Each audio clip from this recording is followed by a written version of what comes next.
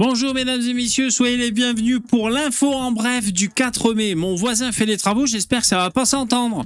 Pensez à mettre un gros pouce dans VV, c'est gentil, merci. Aujourd'hui nous allons voir le diable, les droits, artistes, château et enfin demi-tour. L'info en bref, l'info en bref. Première info, le diable, le locataire au profil inquiétant, terrifie son immeuble. Il prend sa voisine du haut pour le diable. Lol.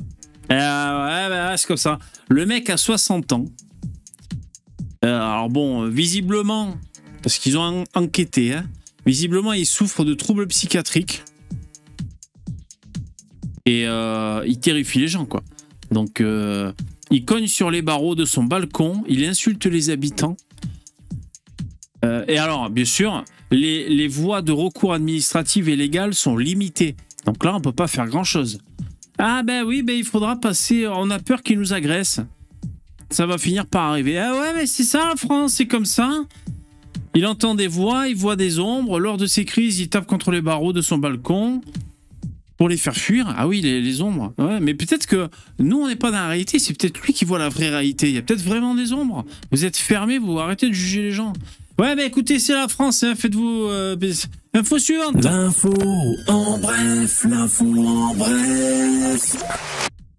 Info suivante, les droits. Alors, manifestation des atteintes graves aux droits fondamentaux recensés pendant les gardes à vue. Alors, c'est Dominique Simoneau, je vous montre son nom, qui est la contrôleure générale des lieux de privation de liberté. Elle a indiqué, dégage la pub, elle a indiqué des atteintes graves aux droits fondamentaux. Donc ce serait quand même dommage, en France, que les droits fondamentaux soient bafoués. Enfin, est-ce qu'on est des barbares, hein, avec tout le respect que j'ai pour les barbares. Alors, ils se prennent le bec avec Darmanin et tout. Elle dit, pendant les manifestations pour les grèves là, des retraites, ils ont trop enfermé les gens en garde à vue. La plupart, ils sont déboutés à hauteur de 80%, les juges et tout.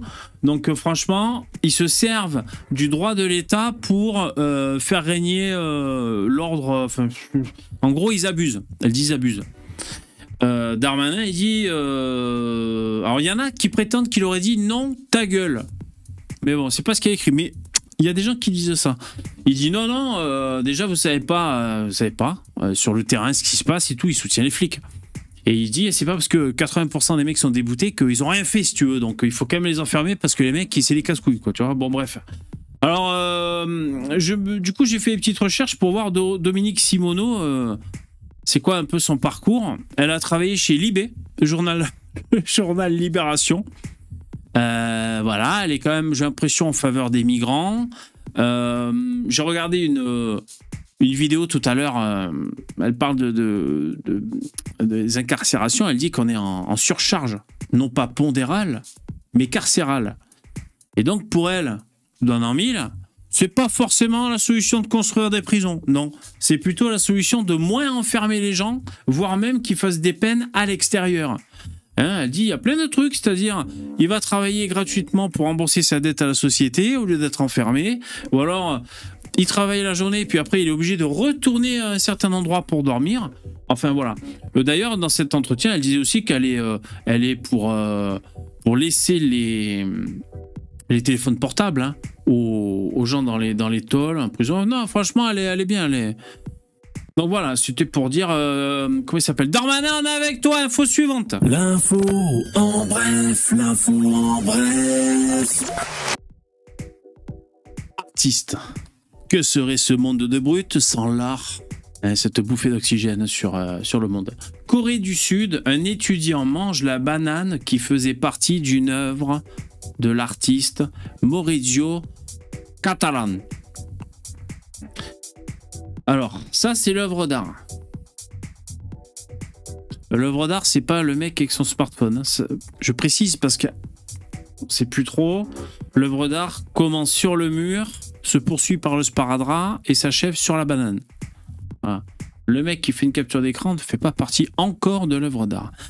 Et donc il y a un mec, alors bon, c'est un étudiant en art d'ailleurs, voilà, qui fait son petit happening. Il mange la banane. c'est filmé, tout ça. Donc il la mange. Et à la fin, il la rescotche la peau sur le mur. Voilà. Alors, est-ce que c'est un non-événement? Oui, c'est bien possible. Donc lui, il a dit qu'il avait faim. Voilà. Après, il dit sinon que l'artiste... en fait, cette banane scotchée au mur, c'est contre l'autorité, les dogmes de l'autorité, je sais plus quoi, tu vois. Et donc, selon lui, manger cette banane, finalement, c'était un peu dans la même trame. Voilà. C'est... L'info en bref, l'info en bref. Information suivante, château. C'est pas le château de ma mère, c'est pas le château de Noël, ma mère, c'est le château de Seine-et-Marne. Un château inoccupé investi par des migrants expulsés d'un squat. Je vous explique. Des migrants, les Africains, étaient dans un squat. Voilà, tout est normal. Ils se font expulser de ce squat qui était en Saint-Denis. Saint-Denis, il faut peut-être commencer à passer aspirateur là, parce qu'il va y avoir les Jeux Olympiques.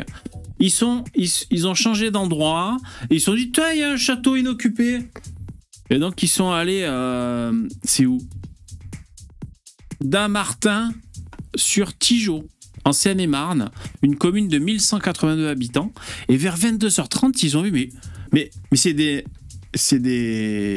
migrants. Il y a des migrants, vite. Et donc, ils ont appelé les flics. Les flics sont allés là-bas les voir. Ça s'est passé dans le calme et la volupté.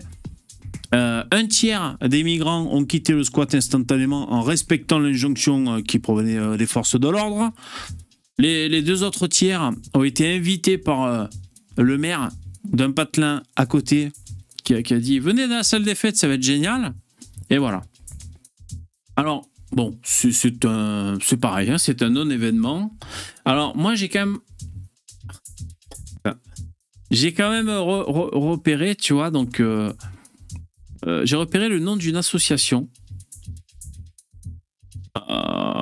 Évidemment, je trouve plus le nom de l'association. Excusez-moi, hein, putain, c'est chiant quand j'ai comme ça un truc. Ah, voilà. Donc, les migrants ont été aidés par l'association United Migrants.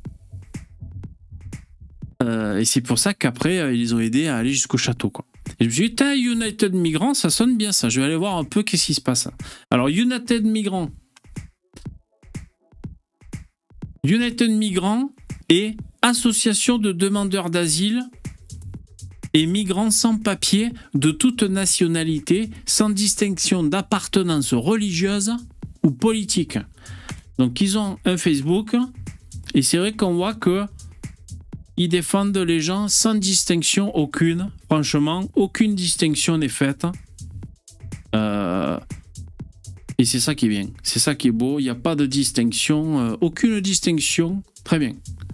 L'info en bref, l'info en bref. Et enfin, une dernière information, demi-tour. Alors ça, c'est marrant. C'est marrant. Moi, je trouve qu'il a bien fait. Il s'assoit sur un siège réservé au personnel en attendant son tour aux toilettes. Le pilote décide de faire demi-tour. Le pilote de l'avion. Calme l'accent du Sud, VV. Alors en fait, ils sont là, bon, ils partent d'Israël et ils vont, je crois, aux USA. Ouais, c'est ça. Et donc, le mec, on lui dit... Enfin, le mec s'assoit sur un fauteuil de service, on l'aura bien compris, destiné au personnel. Quelqu'un va lui dire, excusez-moi, monsieur, non, vous ne pouvez pas être là, mais t'es pas là et tout. C'est les consignes. Le mec ne veut rien entendre. Pique-pendre, turlututu, chapeau pointu. Ça monte en épingle et tout. Ah, mais c'est bon, faites pas chier, je reste ici. De toute façon, je vais au chat, j'attends. Non, je reste assis, je vois pas qui je dérange. Et le personnel lui ont dit, si tu continues à faire le con, on fait demi-tour. Hein. Oh, c'est ça, vous n'allez pas faire ça, vous n'allez pas faire demi-tour et tout. Ils ont fait demi-tour. Le pilote, ni une ni deux, a fait demi-tour sans prévenir les gens dans l'avion. Les gens dans l'avion qui, pour certains, suivaient le vol, tu sais, sur un radar en temps direct, ils se sont dit, mais putain, on fait demi-tour ou quoi?